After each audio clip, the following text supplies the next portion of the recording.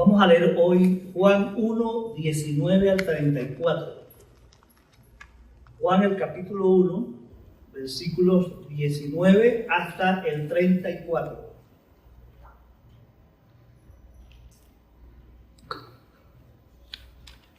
Dice así el Evangelio de Juan, el capítulo 1, 19. Este fue el testimonio que dio Juan cuando los líderes judíos enviaron sacerdotes y ayudantes del templo desde Jerusalén para preguntarle: ¿quién eres? Él dijo con toda franqueza: yo no soy el Mesías. Bien, entonces, ¿quién eres? Preguntaron: ¿eres Elías? No, contestó. ¿Eres el profeta que estamos esperando? No. Entonces, ¿quién eres? Necesitamos alguna respuesta para los que nos enviaron. ¿Qué puedes decirnos de ti mismo? Juan contestó con las palabras del profeta Isaías: soy una voz que clama en el desierto, abran camino para la llegada del Señor. Entonces los fariseos que habían sido enviados le preguntaron: si no eres el Mesías, ni Elías, ni el profeta, ¿con qué derecho bautizas? Juan le dijo: yo bautizo con agua, pero aquí mismo, en medio de la multitud, hay alguien a quien ustedes no reconocen. Aunque su servicio viene después del mío, yo ni siquiera soy digno de ser su esclavo, ni de desatar las correas de sus sandalias. Ese encuentro ocurrió en Betania, una región situada al oriente del río Jordán, donde Juan estaba bautizando. Al día siguiente, Juan vio que Jesús se le acercaba y dijo: miren, el Cordero de Dios que quita el pecado del mundo. A él me refería cuando yo decía: después de mí vendrá un hombre que es superior a mí, porque existe desde mucho antes que yo. No lo reconocí como el Mesías, aunque estuve bautizando con agua para que él fuera revelado a Israel. Entonces Juan dio testimonio: vi al Espíritu Santo descender del cielo como una paloma y reposar sobre él. Yo no sabía que era el Mesías, pero cuando Dios me envió a bautizar con agua, me dijo: aquel sobre quien veas que el Espíritu desciende y reposa es el que bautizará con el Espíritu Santo. Vi que eso sucedió con Jesús. Por eso doy testimonio de que Él es el elegido de Dios. Bendito el nombre del Señor. Dele gloria a Dios. Padre, queremos entregar este tiempo de acercamiento a tu palabra, para que sea tú glorificado en medio de esta reunión, en todo lo que pensamos, meditamos y recibimos en nuestros corazones. Padre, estamos con completa seguridad que tu Espíritu es nuestro Maestro. Y por eso te suplicamos que tu Espíritu Santo pueda enseñarnos tu verdad en esta tarde. Te ruego, Padre, que los corazones de tus hijos estén dispuestos, sensibles, como tu palabra promete, que con la salvación tú nos darías un espíritu nuevo, un corazón nuevo, nos quitarías el corazón de piedra y nos daría un corazón de carne, sensible a tu palabra, que en esta tarde tu palabra sea recibida por tu pueblo. Amén. Y respondan con obediencia, y que sus vidas puedan experimentar la verdad de que el Evangelio es real, que se puede experimentar la experiencia de tener a Cristo en el corazón, y que la vida nuestra, a pesar de los obstáculos del mundo donde vivimos, podemos tener una vida de vencedores para la gloria de tu nombre. Amén. Entregamos esta reunión, Padre, en tus manos, para que le hables a cada uno conforme a su necesidad. Amén. Te lo suplico en el nombre de Jesús. Amén. Y amén. Bueno, vamos a repasar un poco lo que la semana pasada estuvimos hablando en el capítulo 1, en los versículos 1 al 18, lo que se ha llamado el prólogo del Evangelio de Juan. En ese prólogo, el apóstol Juan nos estuvo mostrando claramente dos aspectos fundamentales de nuestra fe. Número uno, la divinidad de nuestro Señor Jesucristo. ¿Cuántos creen que Jesucristo es Dios? Amén. Y la segunda cosa, la humanidad perfecta de nuestro Señor Jesucristo. ¿Cuántos creen que en la persona de Cristo habitan dos naturalezas en forma plena y perfecta? La divina y la humana. Amén. ¿Están seguros? Como les dije la semana pasada, finalizando, si usted no tiene esta claridad y esa confianza, usted no puede llamarse hijo de Dios. Ese requisito es fundamental, que usted crea que Dios se hizo humano, se hizo una persona para revelarnos la gloria maravillosa de la verdad y de la gracia de Dios. Y nosotros, los que hemos conocido esa verdad y esa gloria, podemos experimentar en carne propia una salvación que es real. Bendito el nombre del Señor. Dios se manifiesta, dijimos también, de una manera sobrenatural. Esa salvación que Cristo ofrece al hombre no viene por iniciativa humana. Esa salvación es una obra exclusiva de Dios. Es Dios quien le place tomar la iniciativa de ofrecer a su Hijo como medio de salvación, y es Dios el que toca el corazón nuestro, nuestras vidas, por el poder de su Espíritu, y transforma lo que está muerto en vida para gloria de su nombre. Amén. Y Dios nos ha dado esa vida extraordinaria. Y nunca olvidemos, en base a lo que estamos diciendo, dijimos la semana pasada, que un hijo de Dios es aquel que ha puesto su fe en Jesucristo como Dios y como Salvador. Que Cristo fue el único que dio su vida y la derramó por nosotros en la cruz del Calvario. Y que ese sacrificio perfecto en la cruz, esa fe en ese sacrificio, es el único medio que tenemos para conocer al Padre. Amén. Entonces, hermanos, aterrizando en el texto de hoy, vamos a iniciar otro relato, del versículo 19 al 34, con el testimonio de un hombre plenamente confiable. Es el testimonio de Juan el Bautista. Dese cuenta que todos los evangelios ocuparon tiempo para hablar de este hombre que cumplió una misión de precursor. Lo primero que quiero decirle de Juan el Bautista, como preámbulo, dese cuenta que por ser Juan un hijo de un sacerdote, era un miembro de la tribu de Leví, ¿verdad? Como dice el libro Lucas capítulo 1, 5. Era un levita, Juan el Bautista. Comenzó su ministerio cuando tenía unos 30 años. ¿Y cuántos saben que era familiar de Jesucristo? Que María era pariente, dicen algunos que eran primas. Eran primos María y Elizabeth, la madre de Juan el Bautista. Así que Juan el Bautista era familia de nuestro Señor Jesucristo en su manifestación humana. Entonces, hermano, habiendo dicho esto, vamos a decirle que el texto de hoy nos enseña el testimonio inquebrantable de que Cristo es el Salvador del mundo. Repetimos, ¿cuál es lo que nos enseña el texto de hoy? El testimonio inquebrantable de que Cristo es el Salvador del mundo.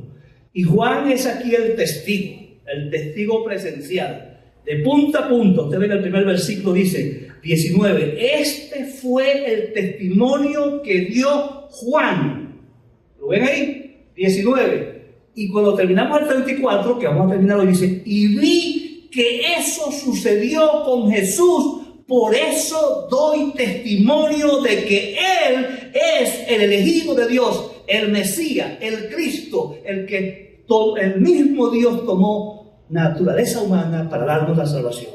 Bendito el nombre del Señor. Yo quiero decirle algunas cosas que están solamente en el capítulo 1 del libro de Juan acerca de la declaración de este testigo confiable que se llama Juan el Bautista. Esto es lo que voy a hacer como primer punto. Miren, Juan el Bautista primero fue un hombre enviado por Dios para preparar la venida de Cristo. ¿Ok? Y convenciera a la gente de que Cristo era la luz verdadera del mundo. ¿Dónde dice eso? En el capítulo 1, versículos 6 al 8, dice: Dios envió un hombre llamado Juan el Bautista para que contara acerca de la luz, a fin de que todos creyeran por su testimonio. Juan no era la luz, era solo un testigo para hablar de la luz.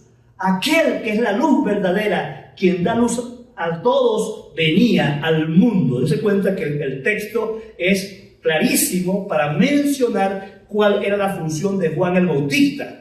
En segundo lugar, Juan el Bautista también dio testimonio de la persistencia de Cristo y de su inminente venida al mundo. Ve lo que dice Juan 1:15, vaya conmigo. En Juan 1:15 dice así la palabra: Juan dio testimonio de él cuando clamó a las multitudes, y dice: a él me refería. Está citando aquí el apóstol Juan, a Juan el Bautista, dice: a él me refería cuando yo decía: alguien viene después de mí, que es muy superior a mí, porque existe desde mucho antes que yo. Bendito el nombre del Señor. Dese cuenta que, según también aquí el relato bíblico, Juan el Bautista confesó siempre con absoluta certeza, seguridad y convicción que él no era el Mesías. Yo no soy el Mesías, sino más bien que el Mesías es Jesucristo.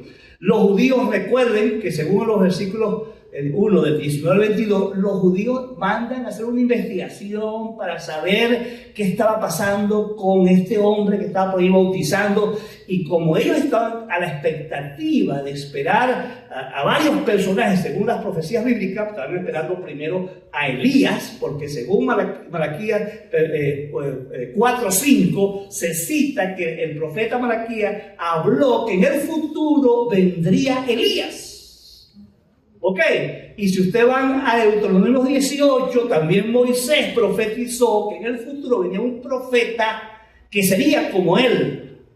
Y así en las profecías de los grandes profetas del pueblo de Israel se nota claramente que había un anuncio constante de los profetas de la venida de Cristo. Y por supuesto ellos estaban expectantes y preocupados por saber si realmente Juan el Bautista era el Cristo. Pero resulta que Juan el Bautista lo negó contundentemente. Dijo: yo no soy el Mesías, ni Elías, ni el profeta.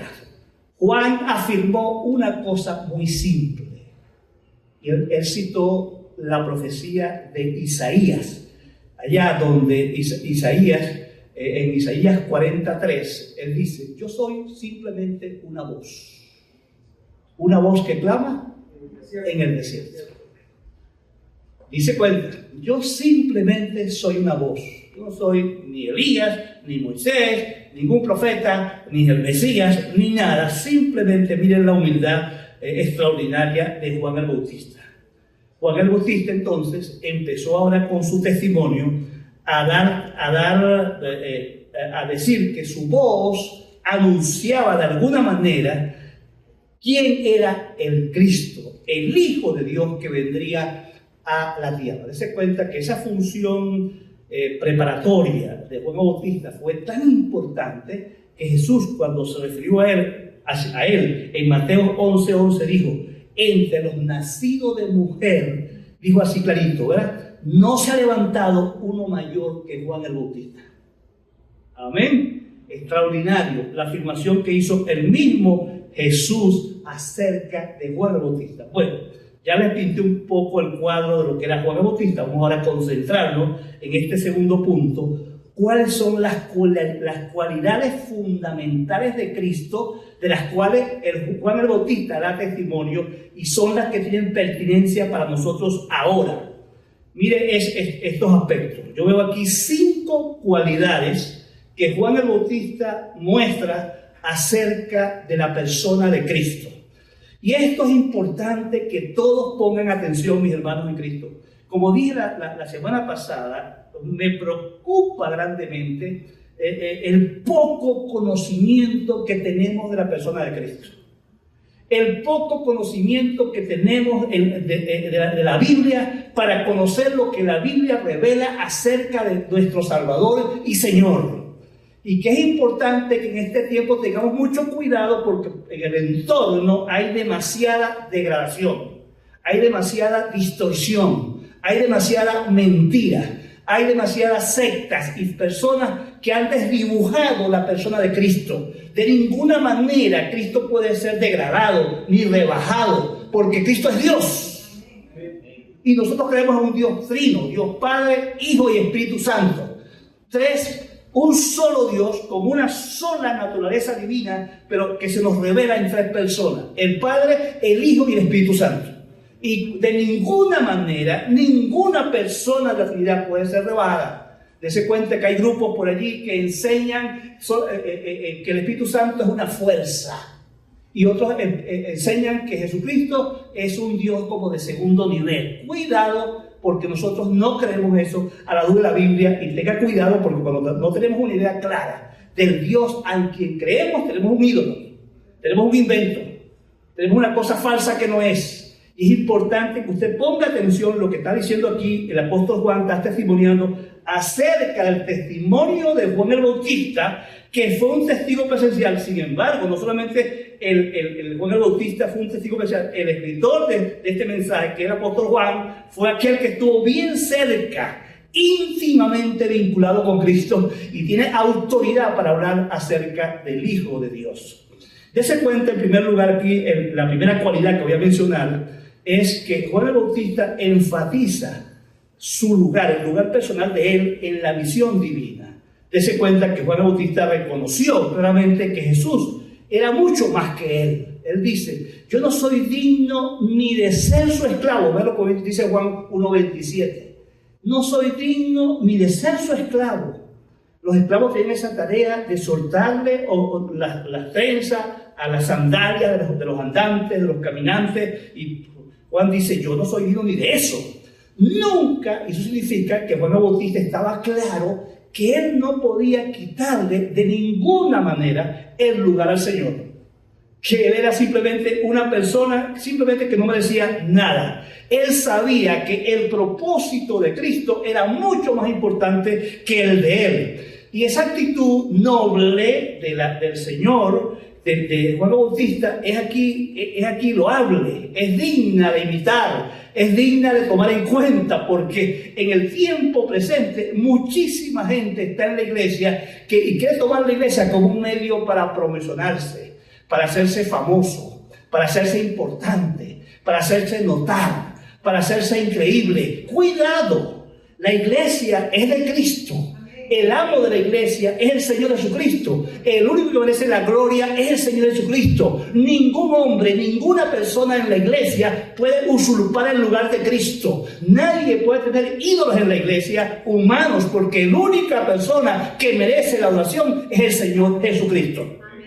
Pero estamos en un entorno donde por distorsiones se está dando lugares al ser humano más allá. Y Juan el Bautista es un ejemplo extraordinario de que uno jamás puede quitarle el lugar a Dios. Oiga bien, en la iglesia de Jesucristo con mucha frecuencia tenemos conflictos, tenemos peleas, tenemos dificultades, porque sin darnos cuenta empezamos a actuar y a hablar y a tomar decisiones como si fuéramos el dueño de la iglesia.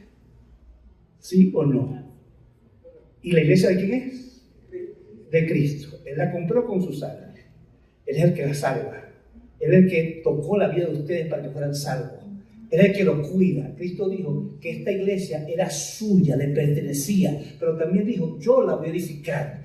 Nadie puede quitarle a Cristo el lugar que le corresponde. El verdadero Señor de esta iglesia, dueño y amo, es Cristo. El verdadero maestro de esta iglesia es Cristo. El verdadero dueño de esta iglesia es Cristo. Nunca un pastor, un apóstol, ninguna persona con ninguna posición humana tiene derecho a usurpar el lugar de Cristo. Amén. Amén. Que nuestro propósito siempre sea, hermano, contribuir a los planes eternos de Dios.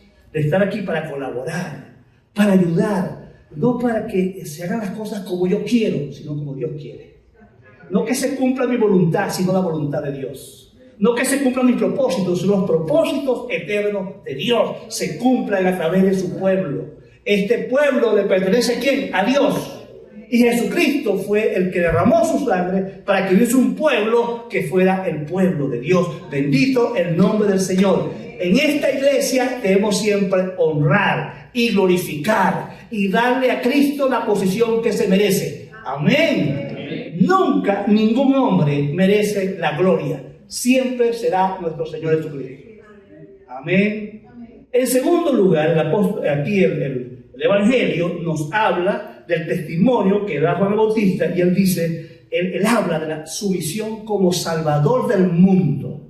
Dice que el siguiente día Jesucristo vio, dice así la palabra, que Juan el Bautista vio al Cordero de Dios que quita el pecado del mundo. Tremenda experiencia. Este versículo es clave, fundamental, hermoso. Este versículo en la Biblia, como dice 1:29. Aquí dice, al día siguiente Juan vio que Jesús se le acercaba y dijo, miren, el Cordero de Dios que quita el pecado del mundo. A él me refería yo, decía él, dice el versículo siguiente, el 30, cuando yo decía, después de mí vendrá un hombre que es superior a mí porque existe desde mucho antes que yo. Bendito el nombre del Señor. Esta afirmación que dice Juan el Bautista es muy importante para nosotros. Oiga bien, ponga mucha atención, porque esta cualidad del ministerio de Jesús es fundamental. Oiga bien, esta acción de Jesús es una particularidad permanente de la vida de Cristo para todos los tiempos. Como fue ayer, en el pasado, en el presente, de igual forma, el único medio posible para que un ser humano reciba el perdón de sus pecados es la persona de Cristo. No existe otra posibilidad. No son con las obras, no es pagando promesas, no es siguiendo a un hombre, no es portándose bien. Es la única forma de recibir el perdón de nuestros pecados es poniendo la fe en Cristo.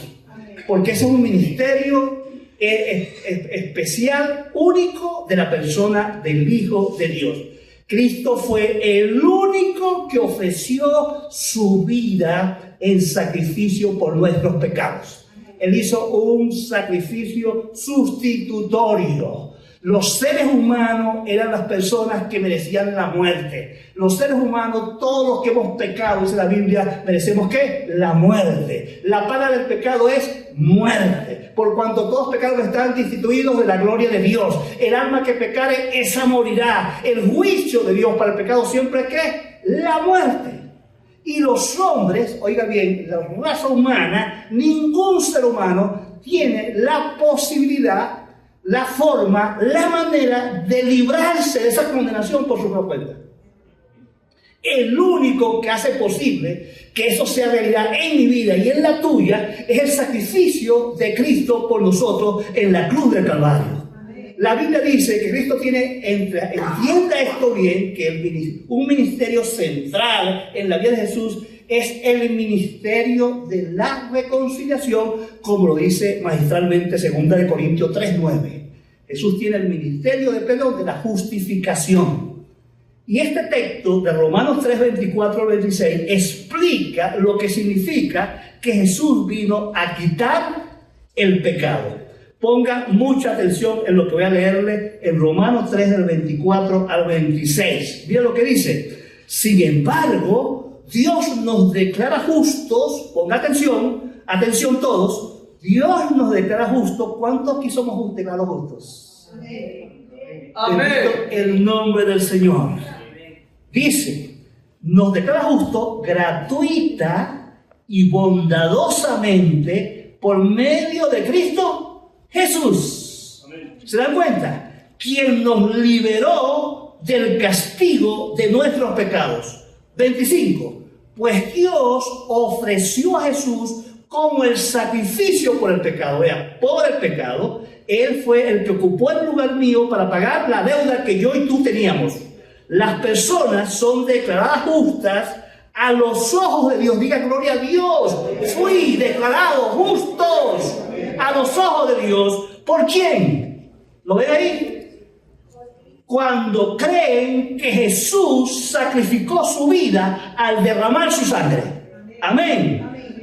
Ese sacrificio muestra que Dios actuó con justicia cuando se contuvo y no castigó a los que pecaron en el pasado, porque miraba hacia el futuro y de ese modo los incluiría en lo que llevaría a cabo en el tiempo presente.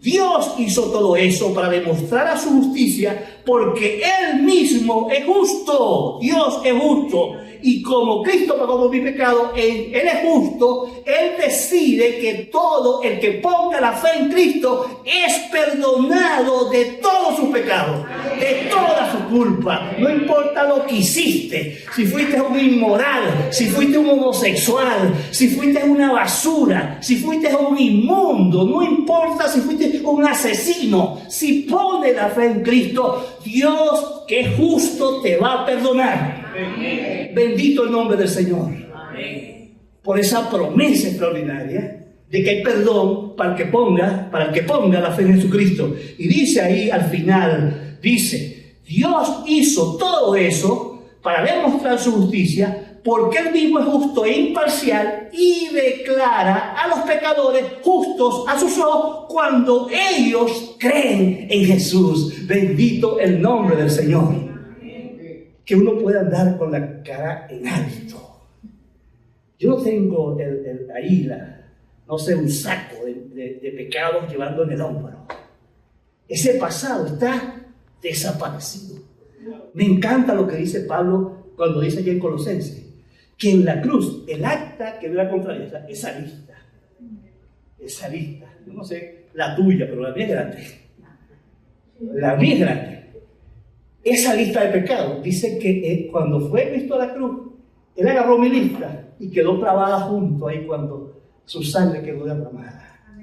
Y yo creo que, yo me imagino la sangre limpiando esa lista de mis pecados. Yo no tengo culpa, no tengo por qué andar con culpabilidad por mi pasado.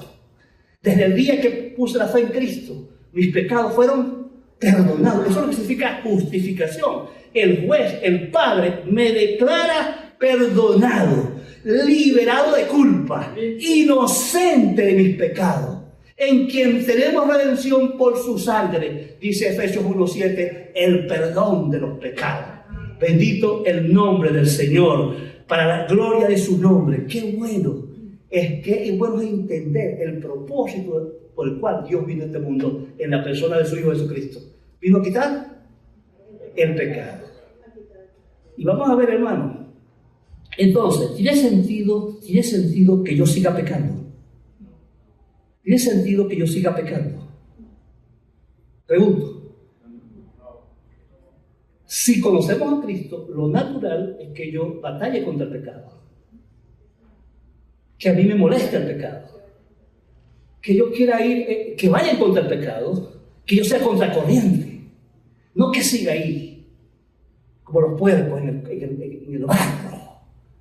O como dice allá el apóstol Pedro, el perro que vuelve a su vómito.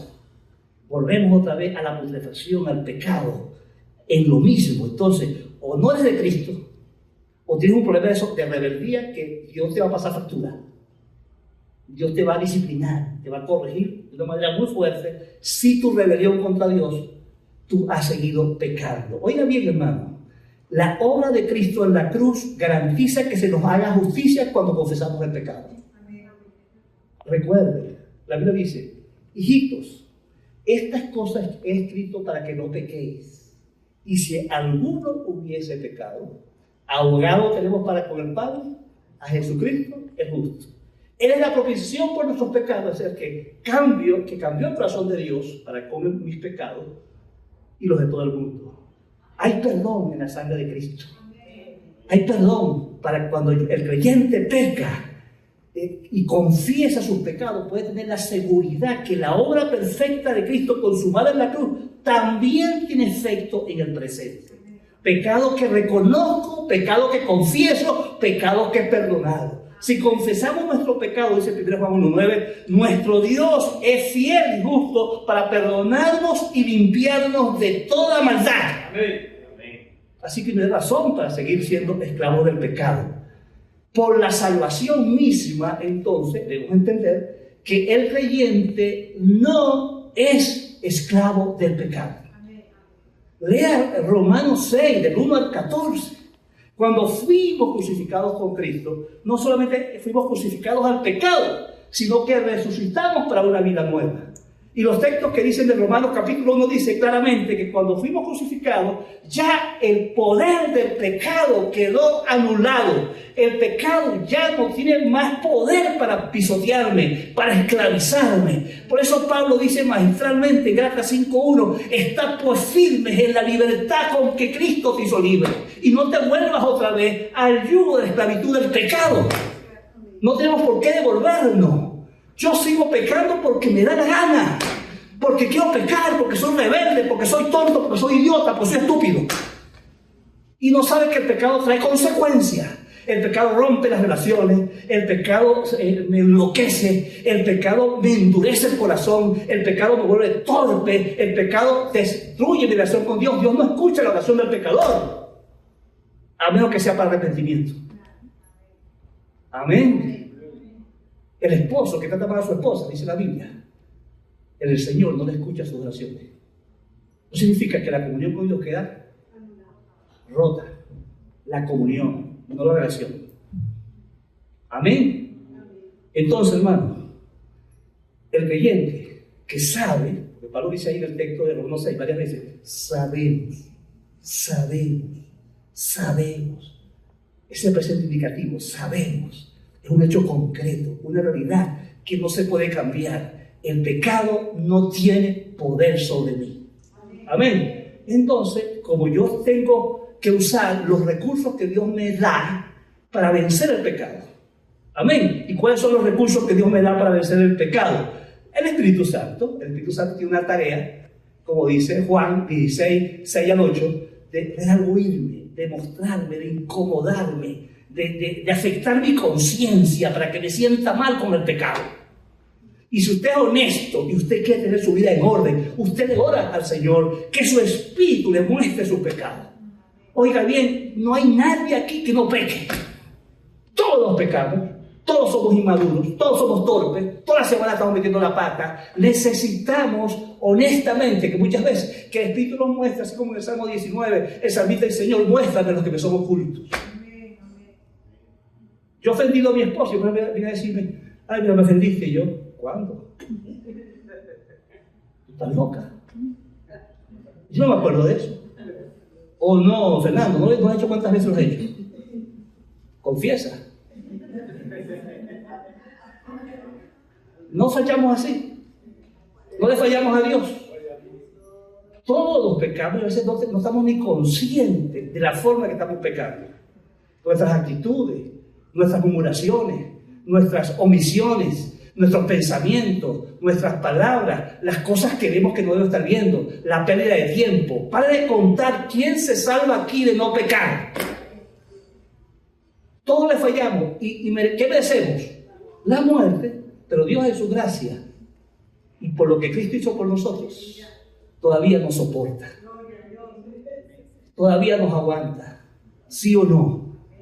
Hermano, podemos confesar nuestros pecados. ¿Qué significa confesar? Ponerse de acuerdo con Dios. Señor, yo en mi corazón está el interés permanente de estar de acuerdo contigo. Y tú sabes, no es que no vas a pecar, sino que estés consciente de que pecas. Si alguno no está consciente que peca, tiene un problema grave. Mira lo que dice 1 Juan capítulo 1, versículo 8. Si afirmamos que no tenemos pecado, lo único que hacemos es engañarnos a nosotros mismos y no vivimos en la verdad. ¿Quién puede decir que no tiene pecado? Y dice la Biblia que usted se está engañando a sí mismo. Y si le damos el 10, dice: si afirmamos que no hemos pecado, llamamos a Dios mentiroso y demostramos que no hay lugar para su palabra en su corazón. ¿Se dan cuenta lo serio del asunto? Entonces, hermano, vamos a confesar. Y le digo, hermano, vamos por fin a preocuparnos por darle al Espíritu Santo el lugar que corresponde en nuestras vidas. ¿Decimos amén? Amén. Mientras el Espíritu no ocupe su lugar, como vamos a hablar en el punto siguiente, en nuestras vidas, Estamos fritos. No podemos. En Romanos 8:13 dice que cuando estamos en Cristo, cuando estamos en el Espíritu, dice que podemos hacer morir las obras de la carne. ¿Está conmigo? Y no dice ahí que con mi fuerza, porque leo más la Biblia, porque voy más para el culto, porque soy más santo que los demás. Ahí dice que la única manera de poder sujetar la carne y esas inclinaciones al pecado es en el poder del Espíritu Santo. Y si usted va a Gálatas 5:16, dice ahí clarísimo, dice, andad entrativo en el Espíritu y jamás podrás satisfacer los deseos de la carne. ¿Cómo se puede? Es con el poder del Espíritu Santo. Amén. Bendito el nombre del Señor.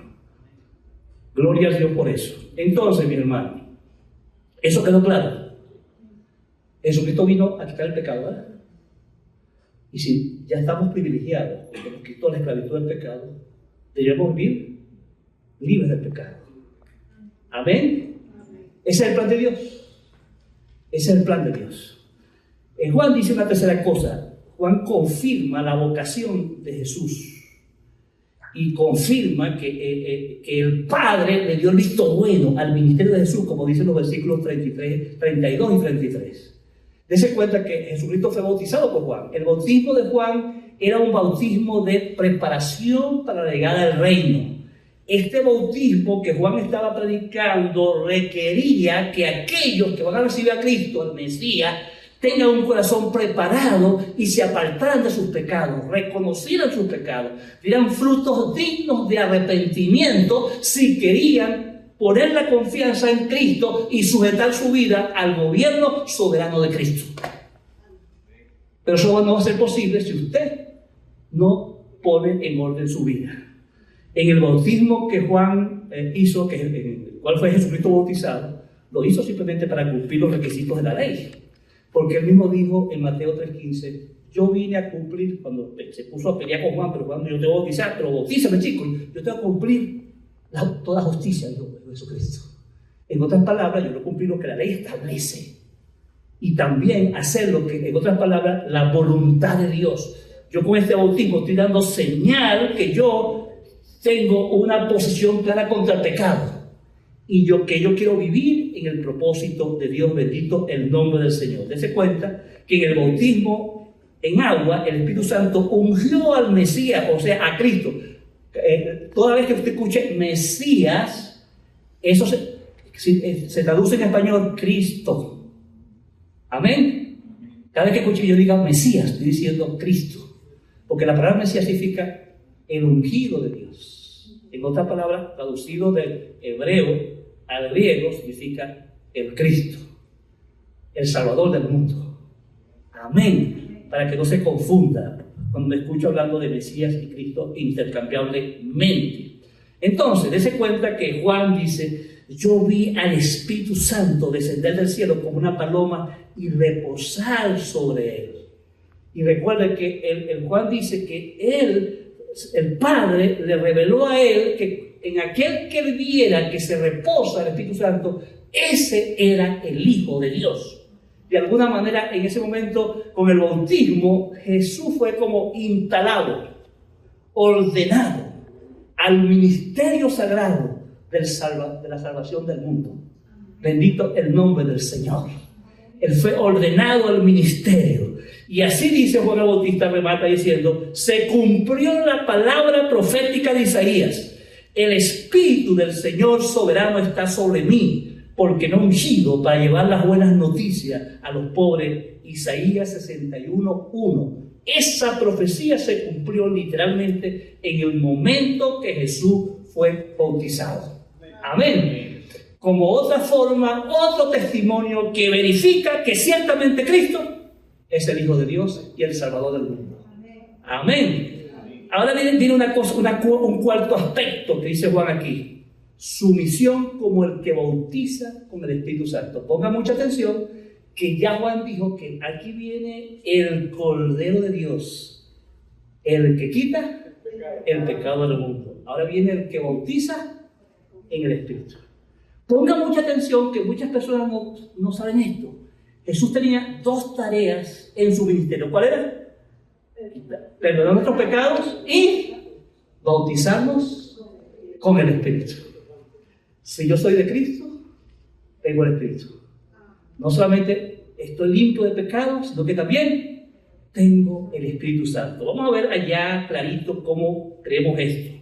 Oiga bien que esta tarea de bautizar el Espíritu Santo es para todos los tiempos, es para siempre.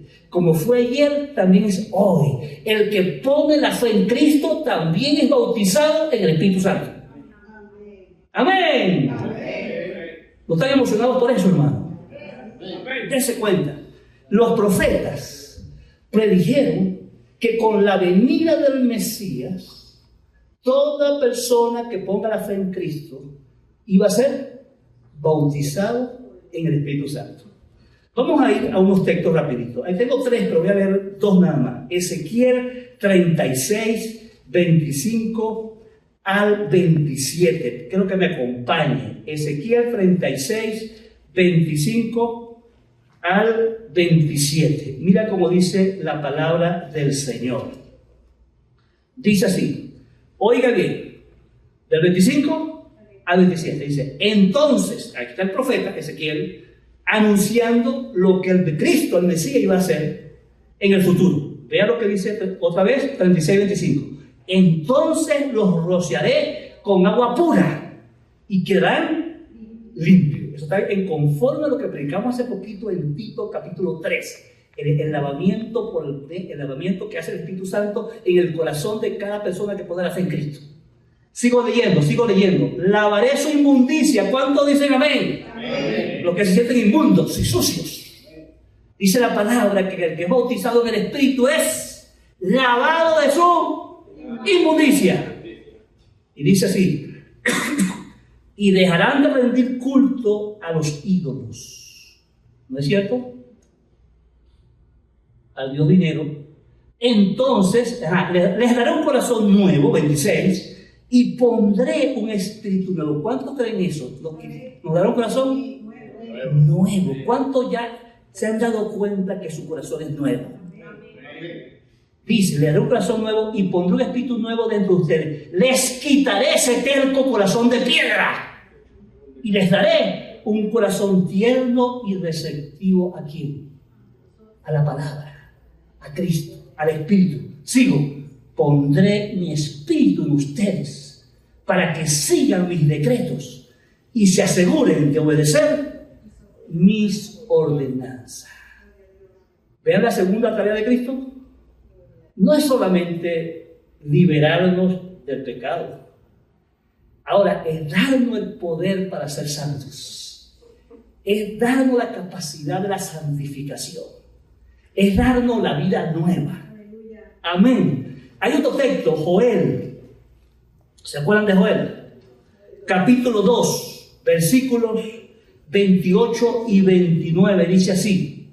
Entonces, después de hacer todas esas cosas, derramaré mi espíritu sobre toda la gente. Sus hijos e hijas profetizarán. Sus ancianos tendrán sueños y sus jóvenes tendrán visiones. En esos días derramaré mi espíritu aún sobre los vivientes, hombres y mujeres, por igual. Dele gloria a Dios. No importa si tú eres rico, eres pobre, o eres negro, o eres blanco, o eres, ¿cómo llama? Tullido de los pies, no sé qué será. Sobre toda persona que ponga la fe en Cristo, se le promete la presencia y el poder del Espíritu en su vida. Bendito el nombre del Señor. ¿Qué les parece? Oiga bien, el otro ministerio de Cristo es darnos la presencia de Dios mismo en nosotros. Oiga bien, el don del Espíritu es parte integral de nuestra salvación. ¿Cuántos dicen amén? Amén. Todo el que cree en Cristo es bautizado en el Espíritu, es unido a Cristo. Y ahora usted pertenece a su cuerpo, la iglesia, para siempre. Amén. Bendito el nombre del Señor. ¿Está entendiendo esto? 2 cosas que ocurren por nuestra salvación. La justificación y la santificación con la presencia del poder del Espíritu en nuestras vidas. Vean lo que dice 1 Corintios 12:13. Ponga atención a lo que dice ese texto acerca de todo aquello que hemos puesto la fe en Jesucristo. Dice el texto así: entre nosotros hay algunos que son judíos y otros que son gentiles, que somos nosotros. Algunos son esclavos, trabajadores, obreros, y otros son libres. Pero todos fuimos bautizados en un solo cuerpo por un mismo espíritu y todos compartimos el mismo espíritu. ¿Qué le parece? Eso es importante que lo entienda. Porque si usted es de Cristo, oiga bien, el bautismo en espíritu es el acto mediante el cual, en el momento que usted cree, oiga bien, en el momento que usted pone la fe en Cristo, Dios te hace parte de Cristo. Tú estás en Cristo y Cristo está en ti. Amén. Pero como tú eres parte de Cristo, eres parte de su cuerpo. Si usted ve el versículo 12, dice: el cuerpo humano tiene muchas partes, pero las muchas partes forman un cuerpo entero. Lo mismo sucede con el cuerpo de Cristo. ¿Quién es la cabeza de la iglesia? Cristo. ¿Quién es el cuerpo? Nosotros. Y se dan cuenta la importancia de entender que si estás en el Espíritu, estás en su cuerpo. Y si estás en su cuerpo, tú debes hacer vida de cuerpo, ¿sí o no? Amén. Vida a la iglesia. Porque el Espíritu nos une con los hermanos. Y la iglesia no funciona si cada miembro no hace su función en medio de este cuerpo. ¿Decimos amén? No hay otra forma.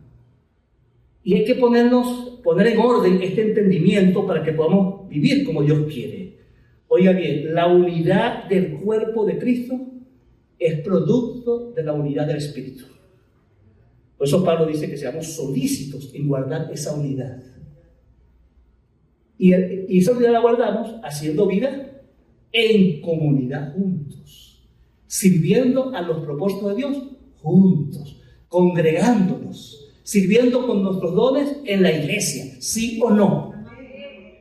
Sirviendo a Dios como parte de un cuerpo, una familia, una iglesia de la cual somos parte. Bendito el nombre del Señor. Oiga bien, que esta verdad fue prometida por Cristo mismo.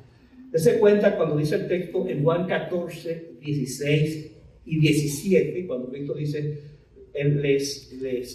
no los dejaré huérfanos, no los dejaré solos, y después dice después, pero antes dice: les dejaré al otro Consolador, para que esté con vosotros para siempre, el cual va a morar en ustedes, y Él los va a guiar ¿a qué?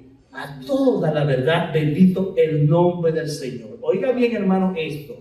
Recibimos siempre el Espíritu Santo por la fe en el Evangelio de Cristo.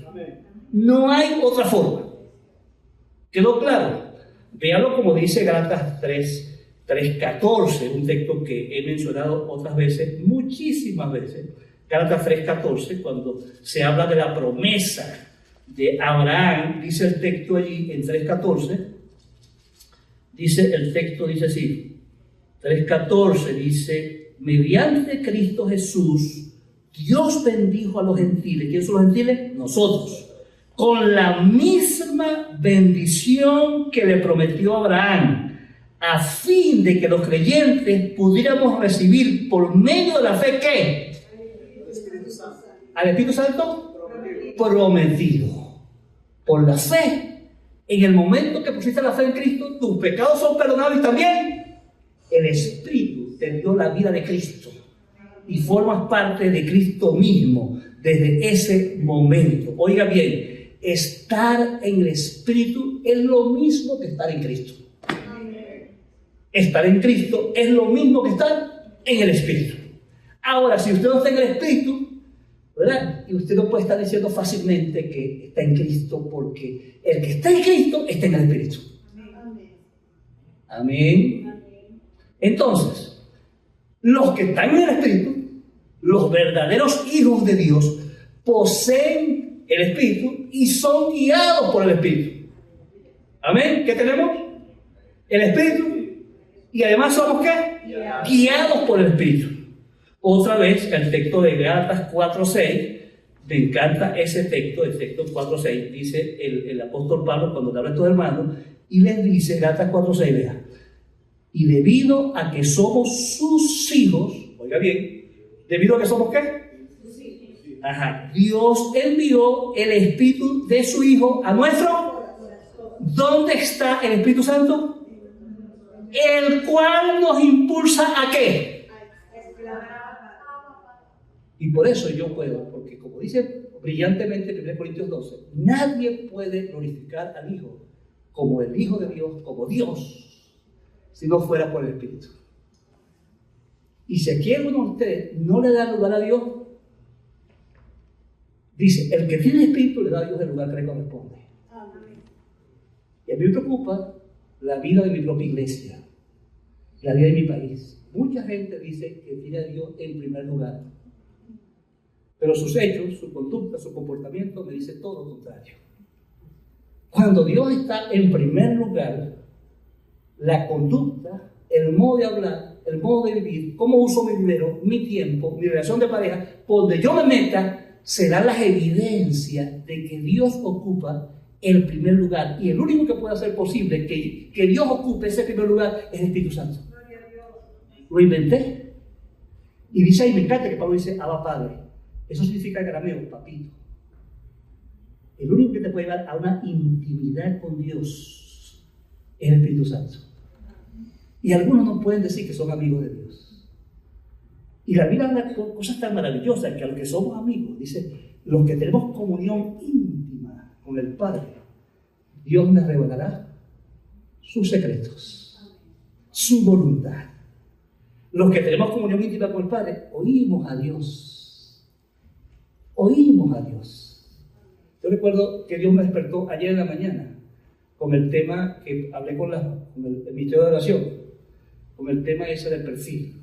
Yo estaba dormido cuando Dios me reveló, durmiendo, háblale al equipo de oración sobre el perfil. Cuando uno tiene intimidad con Dios, uno escucha a Dios. Dios habla, Dios da dirección. Y ese Dios que oye, que oímos, también nos oye. Y Dios cuando le clamo, me oye y me provee. Amén. Y veo los milagros de Dios en mi cuerpo, en mi existencia, en mi comida, por todos lados veo la mano de Dios obrando en un Dios del cual soy amigo. Lo que más Dios desea de nosotros es una comunión íntima y el Espíritu es el único medio de tener una comunión íntima con Dios. ¿Decimos amén? Amén. Mira que dice el texto, vea. Oiga bien, los verdaderos hijos de Dios son guiados por el Espíritu, como dije, ¿cierto? Y no dice Romanos 8:14, yo quiero que lo leamos a propósito para que nadie se nos olvide, para que lo leamos a propósito, ¿verdad? A nadie dice 8:14, creo que dice 8:14. Dice 8:14, dice aquí, pues todos los que son guiados por el Espíritu de Dios son hijos de Dios. ¿Usted ha meditado en eso? Todos los que somos guiados somos hijos. Y si no soy guiado, ¿qué soy? Soy hijo. Un rebelde, un enemigo. ¿Cierto? ¿Qué se espera de los que somos guiados por Dios? De los verdaderos hijos, obediencia. Amén. Que seamos guiados por Dios. Si nosotros hiciéramos las cosas como Dios pide, montones de problemas pudiesen desaparecer, ¿sí o no? Amén. Montones de rollos que tenemos no hubiesen existido si no fuera por nuestros pecados, nuestras torpezas, nuestros errores. Y algunos estamos en el presente pagando terribles consecuencias, ¿no es cierto? Bueno, Dios perdona, Dios limpia ese pasado y Dios puede hacer en nuestro presente y futuro otra cosa para gloria. Y no estoy diciendo que no habrá problema, Pero los que somos de Cristo, enfrentamos los problemas de otra manera. Entendemos que los problemas muchas veces, la totalidad de las veces son para nuestro bien. Amén. Y sabemos que los que aman a Dios, todas las cosas ayudan a bien. Y sabemos decir a Dios, gracias Señor, cuando tenemos problemas. Y sabemos vivir con gozo y contentamiento a pesar de los problemas, porque el Espíritu es el que nos da ese poder. El fruto del Espíritu es amor, gozo, paz, paciencia, capacidad de soportar. Dice la palabra. Capacidad para soportar. Si entendíamos el ministerio de Jesús, que nos vino a dar ese poder para que experimentemos la vida de Cristo. Amén. Ahora, ¿sí o no? Jesús venció. Y no sé por qué él venció, para demostrar que un humano podía vencer. Y cuando la Biblia dice que él padeció de todo, pero no pecó, ¿lo dice la Biblia, sí o no? ¿Y qué dice después? Acerquémonos confiadamente al trono de la gracia para alcanzar misericordia y gracia para el oportuno socorro. Si le creemos a Dios, nuestra vida es otra cosa. Amén. Bendito sea el nombre del Señor. Entonces, mis hermanos, sigamos aquí, para terminar aquí. El bautismo del Espíritu Santo también nos enseña. En Juan 14:26 dice que el Espíritu Santo nos enseña y nos guía a toda la verdad. ¿No es cierto? Si el Espíritu Santo aquí, tú estás en el Espíritu, tú ves con lo que estoy diciendo yo, lo ves con gozo, lo ves con emoción, ves esa verdad como lo que yo necesitaba. Cuando estamos en la carne, no importa lo que yo digo, te entra por aquí, te sale por acá. No te hace ni cuido. La palabra no te afecta. Pero el ministerio del Espíritu es que hacer posible que la palabra me afecte, que Dios me toque, que Dios toque tu corazón y te cambie. No tiene sentido vivir un engaño, una falsedad. Estar en un grupo cristiano, pero no, mi vida no pasa nada. Mi vida es una vida de derrota, una vida muerta, una vida sin esperanza. Yo sirvo por lo menos con 2 personas que las 24 horas tienen un dolor insoportable. Y yo les voy a traer una de ellas, le voy a parar aquí, no voy a decir nunca que es ella, para que ella les hable aquí un rato. La voy a traer para que les hable. Y va a ver que ninguno se va a dar cuenta, ni una pizca así, que ella está sufriendo. Que tiene un aparato aquí en el bolsillo, que tiene que apretarlo así de golpe. Cuando ya es insoportable, que puede echar un grito, ella aprieta el botón. Y el aparato tiene en la columna una cosa eléctrica y que le da un correntazo para calmarle el dolor. Ya todos los médicos han tirado la toalla. En los Estados Unidos, en Houston, en los mejores lugares del mundo, han estado más de 500,000 en como 7 operaciones. Y ya dijeron, nos rendimos. No podemos contigo. Sin embargo, ella sirve a Cristo en paz, con gozo, con libertad. Y yo hablo con ese entusiasmo con que sirve. Nos carga a nosotros así a empujones, al papá de ella y a mí. A empujones, porque tiene un entusiasmo por Dios. Yo no creo ninguna que no sea otra cosa que no sea el Espíritu Santo. Usted sabe cuando estaba Esteban llevando piedra, y piedra, y piedra. Y dice la Biblia, en ningún momento dice la Biblia que Esteban se quejaba, que pataleaba, que decía, por favor, no me tiren más piedra. ¿Tú sabes qué estaba haciendo Esteban? Dice la Biblia, lleno del Espíritu Santo. Dice ahí, lleno del Espíritu Santo, vio para el cielo y vio el cielo abierto y al Hijo del Hombre a la derecha del Padre, sentado.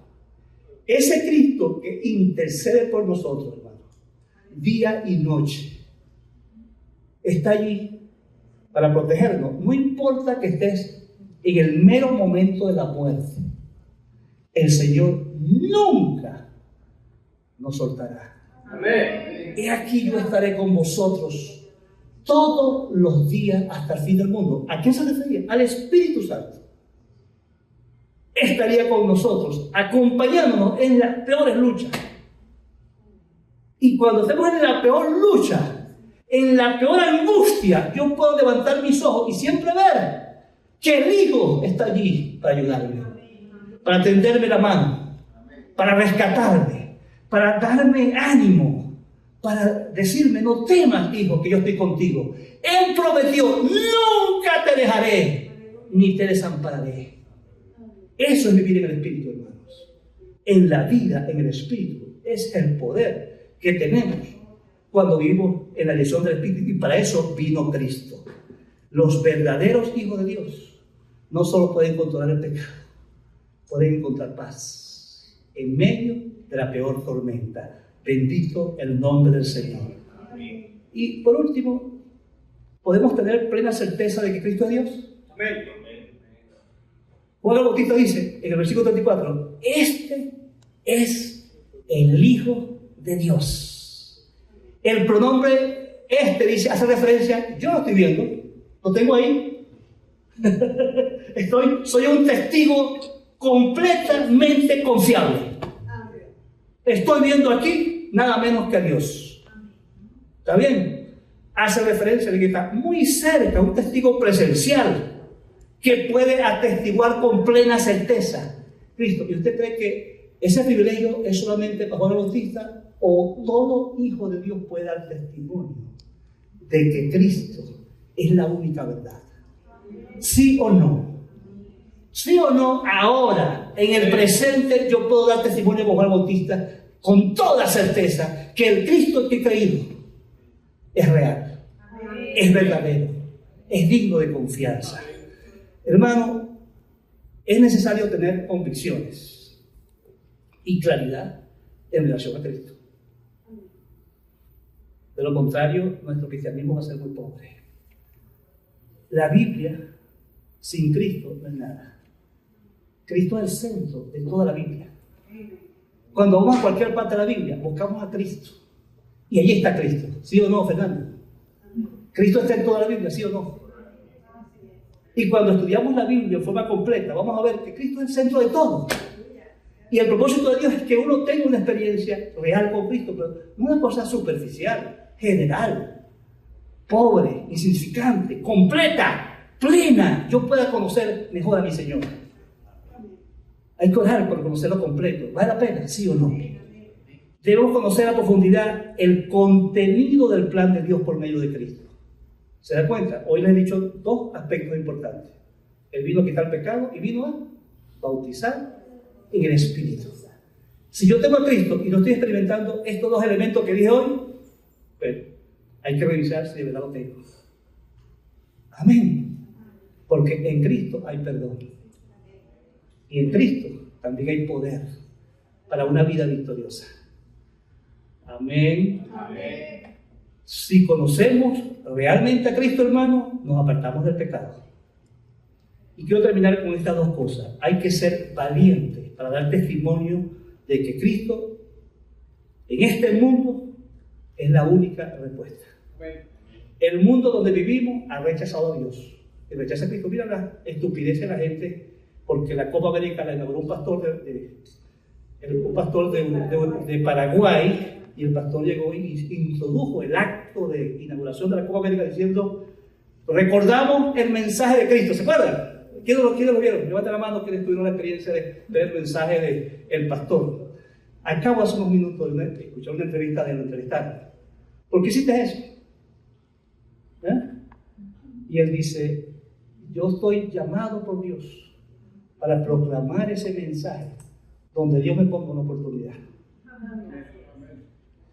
Y yo le escribí ahí a la página de que puso el mensaje: Dios te bendiga y Dios levante más hombres en este tiempo que sean valientes y sean capaces, que sin importar lo que digan, ellos pregonen que Cristo es la única respuesta. Amén. Cristo es el único mensaje que tiene vigencia para la vida del hombre. Cristo no se quedó en la historia hace 2000 años. Hoy lo que el mundo necesita es tener a Cristo. Y hace falta gente valiente como tú y como yo, que estemos dispuestos a compartir lo que creemos. Y si nos pasa a menudo que no tenemos esa valentía, esa libertad, esa confianza, porque no estamos experimentando a Cristo. y me seréis testigos. Dice la palabra, ¿verdad? Cuando haya recibido sobre vosotros el Espíritu Santo. Y me seréis testigos en Jerusalén, Judea, Samaria, hasta el último de la tierra. Para ser testigos hay que experimentar a Cristo. Y cuando somos testigos de verdad, de una experiencia real con Cristo, es imposible que no hable de Cristo. Porque la cosa más grande que le puede pasar a un ser humano es conocer a Cristo. ¿Sí o no? No es matrimonio, no es tu riqueza, no es tu carrera, es haber conocido a Cristo. Y la cosa más grande que puedo darle a mi esposa, a mis hijos, a mis vecinos, a mi familia, es a Cristo. ¿O no? Necesitamos una iglesia que rompa con los temores, con los miedos y hable de Cristo. Y para eso debemos estar listos, hermano, listos, todo el tiempo listos. Escuche, tome nota, aprenda, estudie, prepárese para hablar de Cristo. Estos días hice con los jóvenes un ejercicio que estaba mostrando que si es posible, en un minuto, ¿no es cierto, jóvenes? En un minuto les hice un ejercicio y los puse en un minuto decir cómo era su vida pasada, cómo conocieron a Cristo y ahora cómo era su vida nueva. Y lo hacían, sí o no. Algunos se pasaron 1 y medio, uno llegó a 3. Pero lo cierto es que sí se puede. No hay excusa. Cuando uno entiende bien el mensaje de Cristo, mira, el tiempo no es problema. Lo puedes explicar en 30 minutos y lo puedes explicar en 1 también. Amén. ¿Esta palabra te sirvió para hoy? Amén. ¿Era para nosotros? Amén. Dios siempre habla. Dios siempre tiene una voz en el desierto para hablar. Amén. Esperamos que no seamos como los judíos y rechacemos lo que Dios nos ha dado esta tarde. Padre, gracias por este tiempo. Gracias por tus hijos que han escuchado tu palabra. Padre, te suplico que tu Espíritu establezca esta verdad en sus corazones y que respondan con humildad, con mucha humildad, con mucha sensibilidad, con mucha ternura a tu palabra y entiendan que necesitan a Cristo y que sin Cristo no pueden hacer nada. Ayúdalos, Padre. Tú puedes guiarlos con tu Espíritu a toda la verdad, a que entiendan los caminos que tienen que tomar para crecer y llegar a amar a Cristo con todo el corazón y que puedan llegar a hablar de Cristo a otros con toda libertad, para la gloria de tu nombre. En esta tarde los consagro al propósito de proclamar a Cristo. Los entrego en tus manos, en el nombre de Jesús. Amén. Muchas gracias, hermano.